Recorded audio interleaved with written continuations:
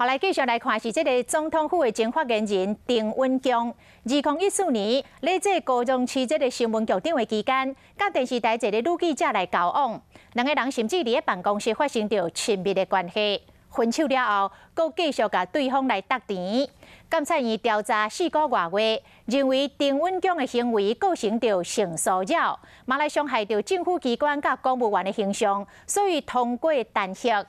司法院庭改法院今仔日来开庭，丁文强甲伊的太太做伙来现身，伊的太太是全力来挺翁婿，为翁婿画冤枉。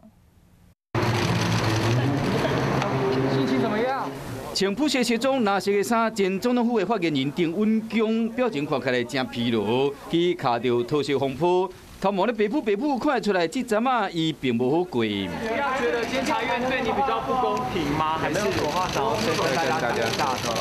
面对媒体的问，丁文强干那细声应尔，即摆伫伊某的陪同下，两人出现伫庭改法庭。开庭前，丁文强无想要加讲，因太太替伊画冤枉。